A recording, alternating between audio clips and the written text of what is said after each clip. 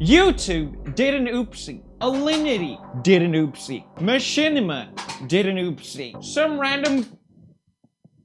random guy did an oopsie. And PewDiePie did an oopsie. Good evening. My name is Gloria Porca, and you're watching Boona.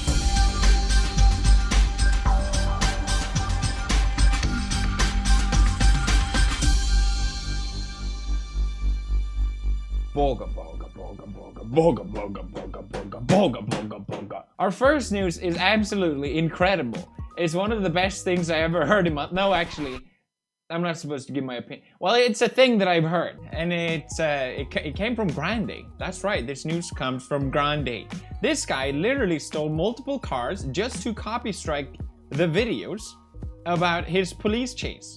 He ended up getting 160 years in prison instead. Now this is why you don't copy strike video. A high-speed chase through 5 Metro Denver counties. At times, cars were ditched and drivers thrown out the door. At one point, a 4-month-old boy was strapped in a back seat. Yeah, my lawyer told me I made the news in the UK and Australia. So this guy went on an absolute rampage, stole a car with a kid inside of it, almost ran over a cop, drove against traffic, so that once the news footage came out on YouTube, he was going to copy strike it. That was an actual plan for someone. You know all these meme plans we always have on my Reddit? We're like, well, if this chair makes it to Rewind, he can copy strike Rewind. This guy had that idea. Driver Ryan Stone hoped to profit from his internet fame after the video was posted online. You get paid by YouTube. So, Channel 7 News, I believe, is going to be the one that gets paid for that. Well, I'm going to contact Channel 7. He wasn't just going to contact Channel 7 News. He was going to copy strike Channel 7 News. Now, the oopsie here is that, well, he got 160 years in prison. 160 years. You get to see 2 very different faces of this car thief. On the left, before oopsie. On the right, after oopsie. He wanted to profit from all of the clicks of the chase received on our own Denver 7 YouTube channel. A high-speed chase through 5 Metro Denver counties. At times, cars were ditched. At one point, a 4-month-old boy was strapped in a back seat. Yeah. Yeah, I'm gonna copy strike that. This is, what is it? 3 years old. I mean, the man was before its time. I gotta give him props for that. Well, unfortunately, however, we looked into Ryan Stone's claims that Denver 7 made money off the YouTube video. We did not. Our video only has 145,000 views. As with some YouTube videos, if one gets over 1 million views, our parent company probably would have been given $2,000 to $3,000. 160 years in prison, a couple $1,000. Now, maybe you might be thinking to yourself a couple things. First of all, this is an old story. Yes, I know. Second of all, doesn't 160 years in prison seem a bit far? Well, you have to consider the fact that he could have gotten many people killed while doing this. He almost ran over a cop. Those angels up there actually pulled me out of the way. Trooper Bellum and he almost died. Stone struck him while he was trying to barely throw out makes it out. And there was a kid in the back of the car as well, so I don't know if his behavior is excused just because someone didn't get hurt when clearly someone could have. I don't know. I don't know. I don't make sentences. I just report the news. Now, Alinity did an oopsie. What? What? How is this possible? Oh, not Alinity. Oh, what did she do? Okay, well, let's watch. Alinity shows DIC on stream. What? Alinity has a penis. Show it. Okay, so Jackbox.tv. Gonna put it in the chat. Go there if you want to play. Like right now. Go open it in another browser. Is she playing Berzan? Have it there. Write your name here and then wait for the code. What is happening here? Why is she playing the song of my people? Is Alinity secretly a 9-year-old? I'm gonna give it to subscribers first. On the subscriber chat here on Discord. Okay? If you're a sub, you... Jesus Christ. What an oopsie. This has to be the oopsie of the century. No recovery for Alinity. obviously. Now, I want to know, is she playing? No, she can't be playing that song. That makes no sense. I think the one recording the footage is playing the song, right? Can anyone confirm this? This is very important. Next news. Machinima is gone! Now, I'm not supposed to give my opinion, but this fills me with overwhelming joy and satisfaction. I'm not supposed to give my opinion, but I hate Machinima, and I couldn't be more happy about their demise. Machinima's YouTube gaming channel has effectively disappeared. I mean, in a way, it's kind of sad. It used to be a staple channel for gaming on YouTube. Every gamer, when I started off making YouTube videos, was on Machinima. It was an inspiring time for me when I was starting off because I wanted to be on Machinima. That was my goal because everyone else was. And now the channel is shut down. None of the creators of that had made videos for Machinima were notified for this. So basically they removed their entire library. Obviously this sucks for a lot of people that, you know, Ricky for the win, who's been making videos for Machinima for 7 years. Just gone like that. It's pretty crazy. I even had some videos of Machinima. Now, why do I hate Machinima? Well, Machinima is a multi-channel network, which basically means that they partner up with YouTubers, give them a contract saying, hey, we'll put ads on your videos, but we'll take a percentage of your income. Now, back in the day, when I was starting off making YouTube videos, I was doing, obviously, gaming. That was all I did. And the only way to earn revenue at this point was if you got partnered with YouTube directly, or if you got partnered with an MCN. Machinima was basically the only MCN that existed for gaming at that time. And YouTube wouldn't partner gaming channels. So basically, you were left with one option and one option only, which was to partner up with Machinima. If you didn't partner up with Machinima, then you are a gaming channel, then you're not gonna earn any money whatsoever. I made videos for a year and I made no money on it whatsoever. I think I had like 30,000 subscribers at the time, and I know that doesn't sound like a lot, but it was back then, and to not be partnered and have ads on your videos when I literally had millions of views every month was kind of weird. It was crazy, and I just couldn't get a partnership with Machinima. So I actually got a partnership with Machinima through someone else that I worked with. It was really weird, but it was the only option I had to earn money on my videos. And I went from earning $0 to an actual substantial income every single month because I got this Machinima partnership. And I was really initially very happy about it. I thought it was great, you know, I could finally make money off my videos. I could quit my job and I could just focus solely on YouTube. Obviously, it was a good thing, but we'll get to why I hate Machinima eventually. I think it's important to get the facts down. The problem with Machinima was that since they had basically monopoly on YouTube, on gaming on YouTube, there was no one else. They basically would take roughly 50% of your income, and that's after YouTube takes 45% of the income. So, hey, what a great deal! Wow, YouTubers are making so much money. I mean, yes, technically I was, but it was because I was already making a lot of videos and getting a lot of views. I basically, since I got partnered through another person I work with, I had no point of contact with Machinima directly. Whoever was paying me every single month, which was very important because otherwise, if I didn't get paid for some reason, I wouldn't be able to pay rent. I mean, I wouldn't be able to pay my bills. So it was extremely important, obviously, that I would get paid each month.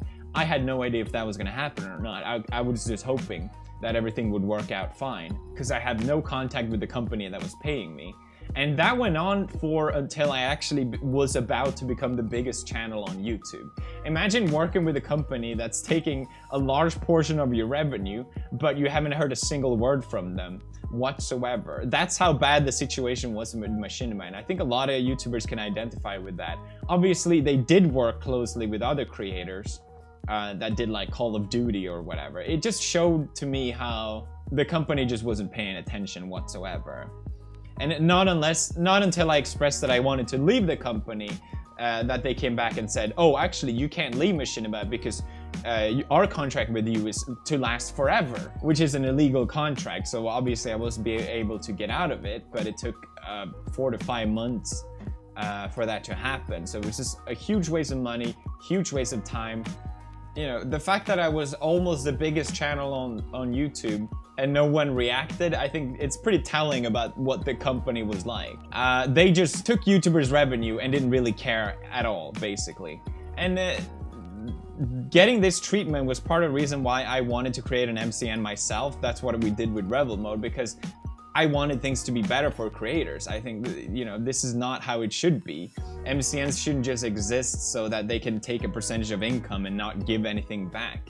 It's a terrible business, and this is something that I never really talked about because it would just seem stupid to bring up. But another thing that kind of annoys me about the whole situation was how I think I was at a YouTube event not long ago, and everyone was talking bad about Machinima. Everyone was saying how bad their experience was with Machinima. And I agree, I had bad experience with Machinima as well, but they were talking about it as if, oh, Machinima is so bad, but YouTube is so great. Machinima wouldn't be able to do what they did unless YouTube permitted them to do it. I mean, they had monopoly. There was no other options for gaming channels on YouTube at the time. So I feel like I had to go through such a frustrating period when I was starting off my channel, because both at fault from YouTube and both at fault from Machinima. I know I sound really whiny, but obviously things are a lot better now. I mean, I'm partnered directly with YouTube finally, and it's just so much better. I think the future of MCNs in general are just gonna slowly diminish, because unless they add a value, which they haven't for so many years, there's not going to be any reason for them to exist. I think it's sad how it's probably still happening, where a lot of channels are just giving away a portion of their income because they didn't know better, you know? You start off YouTube, you think, oh, I should be part of a network, right?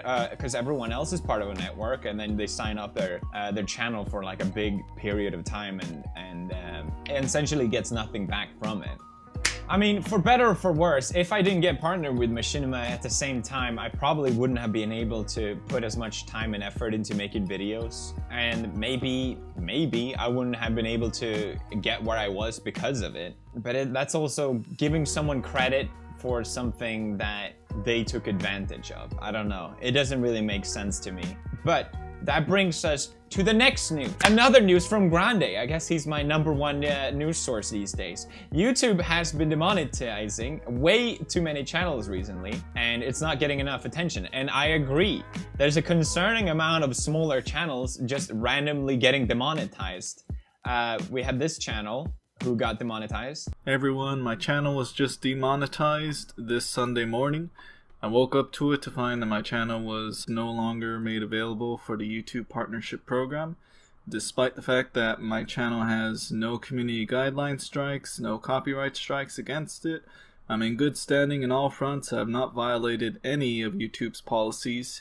So a channel with 140,000 subscribers just demonetized out of nowhere for no conceivable good reason, at least. It's pretty crazy. And it's not just the only one. Timothy Entertainment got demonetized as well.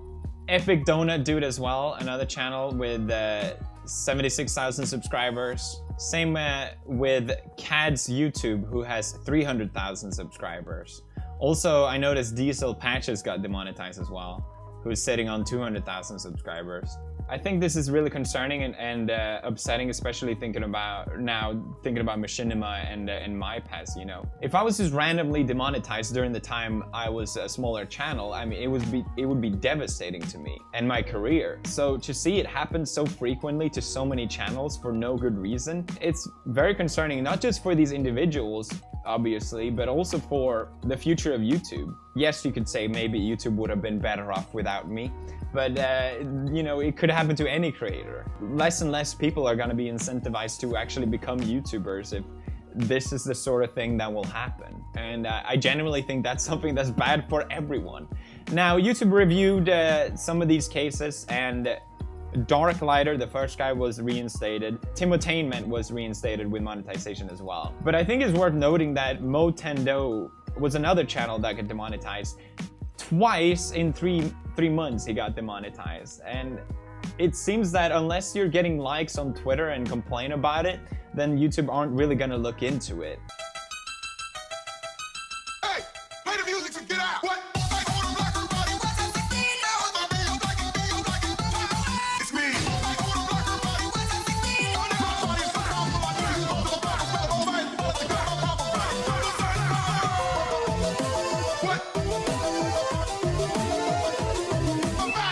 gonna link to all the creators I just mentioned. Honestly, they're all great channels. You should check them out. It's not just some random channels.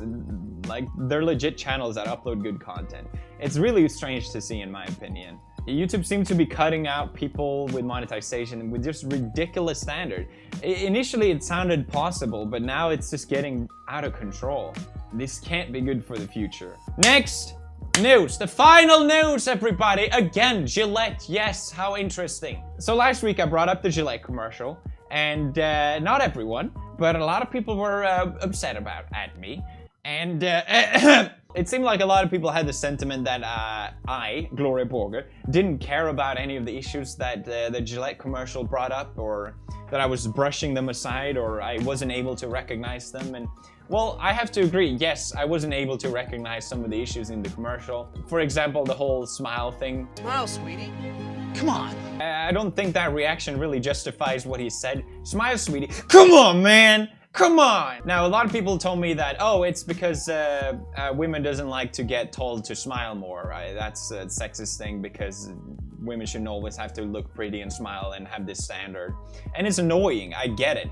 I 100% understand that. But it's so poorly conveyed in this video. I mean, literally, previously you have this shot of people at a party dancing and smiling, both boys and girls, and then you have this shot of a guy saying smile with a camera. And we're just supposed to assume that something bad is happening. Unless you're educated on this thing or have experience with it, you're not gonna recognize that what's an issue with that. And to me, that just seems like you're pandering. You don't care about changing the issue, you just want pats on the back. That's just how I interpret it. And the second thing I call that was this shot. And the second thing I call that was this shot of a guy that is about to approach a girl, and everyone's going, but he's about to catcall her, and catcalling is really bad. How can you ridicule that, Felix? If he was catcalling in the video, I could go, yes, that's bad, but he doesn't.